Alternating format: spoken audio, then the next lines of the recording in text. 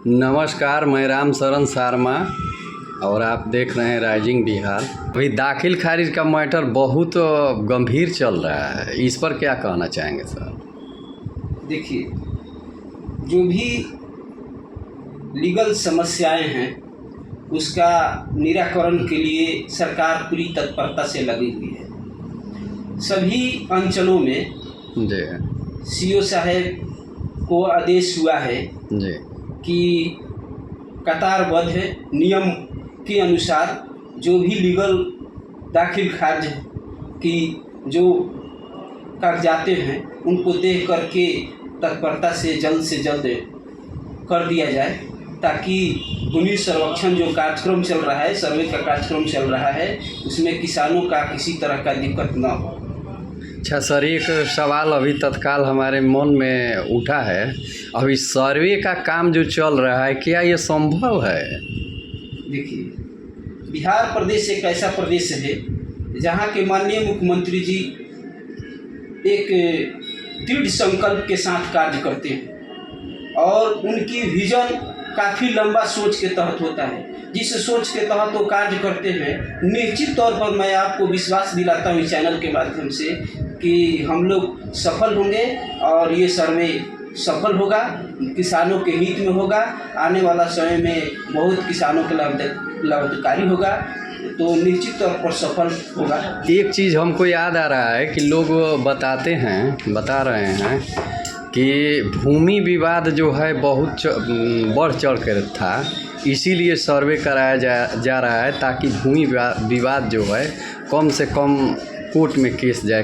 ये क्या यह सच बात है, सही बात है? देखिए, जहाँ तक विवाद की सवाल है तो सरकार का ये सोच है कि इसको किसी तरह से इस तरह कार्य किया जाए कि विवाद कम से कम में सिमट जाए, विवाद हो ही ना। चूँकि बिहार शांति प्रदेश स्थापित करने का माननीय मुख्यमंत्री जी ने संकल्प लिया है और उसी विजन से ये कार्य हो रहा है ताकि छोटे मोटे जो भी समस्याएं हैं, भूमि विवाद हो रही है, उसको जब निवारण किया जा सके। लेकिन सर, इसमें लगता है कि विवाद समाप्त न होकर के विवाद और बढ़ने का संभावना हो रहा है, जिस पर आप क्या कहना चाहेंगे? नहीं, ये विवाद को जड़ से निकालने के लिए, जड़ से ख़त्म करने के लिए ही इस तरह का कार्यक्रम चलाया जा रहा है ताकि किसानों में आपस में कोई विवाद ना हो। सर्वे इसीलिए किया जा रहा है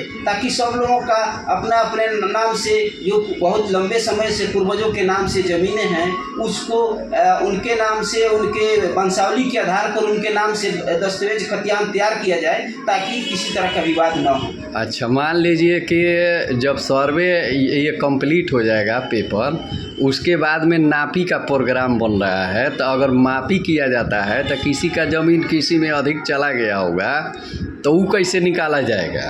देखिए, जब भी ये प्रक्रिया होगा तो जीरो ग्राउंड पर कर्मचारी जाएंगे और वहाँ पर जो भी लीगल जिनके नामों से ज़मीन है उनको भी बुलाया जाएगा, उनसे भी वेरीफाई कराया जाएगा। बगल में जैसे जिनके चौहद्दी है, उन व्यक्तियों से भी वेरीफाई कराया जाएगा। इस तरह से वेरीफाई करा करके पूरी संतुष्टि से उस कार्य को किया जाएगा। अच्छा, चलिए, अब किसानों के बारे में कुछ बतलाइए। सरकार का योजना क्या है आपका? किसान के लिए माननीय मुख्यमंत्री जी अनेकों ऐसे, जैसे 2008 में कृषि रोड मैप बनाने का काम किए। बिहार एक सिंगल प्रदेश है जहां कृषि रोड मैप बना करके किसानों के लिए कार्य किया गया था और आज भी इसी तहत पर कार्य किया जाता है। जैसे किसानों के लिए डीजल अनुदान का कार्यक्रम चलाया गया और दिया भी जाता है।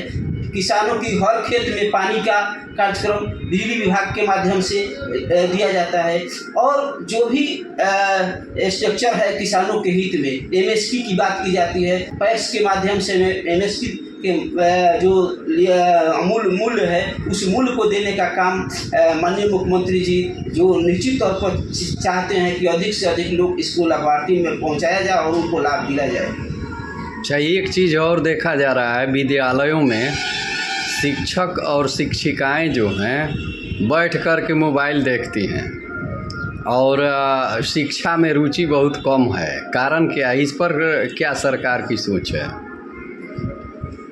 इस तरह की बात तो अफवाह फैलाया जाता है कि फलाने स्कूल में शिक्षक या शिक्षिका की बात आती है कि मोबाइल से देखते हैं।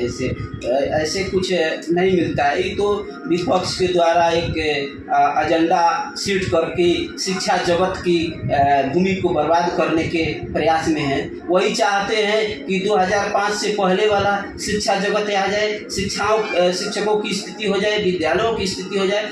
इस तरह के जो एजेंडा सेट करते हैं ये विपक्षों का काम।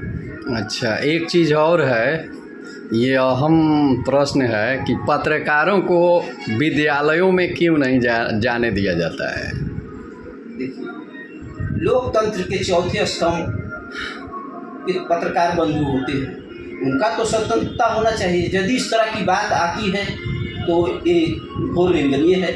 ऐसा नहीं होना चाहिए। स्वतंत्र लोग होते हैं, उन लोगों को जाना चाहिए। और मैं आपके चैनल के माध्यम से उन लोगों को भी निर्देश करना चाहते हैं, बता देना चाहते हैं कि ताकि किसी विद्यालय में जो पत्रकार बंधु जाते हैं उनको सम्मानपूर्वक बैठाया जाए, उनसे बातचीत किया जाए, ताकि उनका भी एक पारिवारिक संबंध जैसा लगे। विद्यालय और जो विद्यालय की ढांचाएँ हैं उस ढांचाओं पर वो अपना प्रकाश डाल सकें। एक विद्यालय रतनाड़ में है, उर्दू विद्यालय, इसमें काम बहुत धीमी गति से चल रहा है। उस पर क्या कहना चाहेंगे? बच्चे जो हैं रोड पर बैठ रहे हैं, महिला मात्र 7 ठो है, एक हेडमास्टर लेकर के, और उसमें क्या जेंट्स टीचर भी होना चाहिए कि नहीं होना चाहिए? इस पर आपका क्या राय है? देखिए, इसके बारे में तो मेरा कुछ संज्ञान नहीं है और कुछ कहना नहीं चाहेंगे, लेकिन जहाँ पर इस तरह की बात है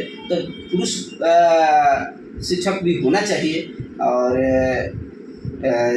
सरकार को या यहाँ के जो शिक्षा पदाधिकारी हैं उनको भी इस बात को संज्ञान लेना चाहिए।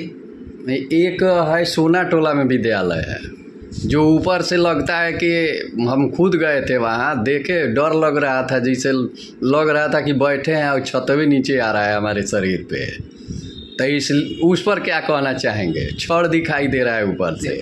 जो उस विद्यालय का कोई प्रभारी तो होगा, और उस विद्यालय के प्रभारी का जिम्मेवारी बनता है कि डीओ साहब को संकेत करे।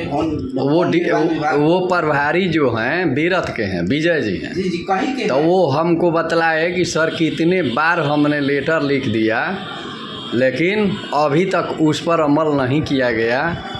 इस पर आपका क्या राय है? हो सकता है कहीं टेक्निकल पेच होगा, इसके वजह से कुछ कमियां आई होगी, लेकिन डीओ साहब को चाहिए कि जल्द से जल्द उस कार्यक्रम को आगे बढ़ाए और उस भवन का निर्माण में या मरम्मत में कार्य करें। अच्छा, और भोजपुर जिला के जनता के लिए आप वो दशहरा के शुभ अवसर पर क्या संदेश देना चाहेंगे?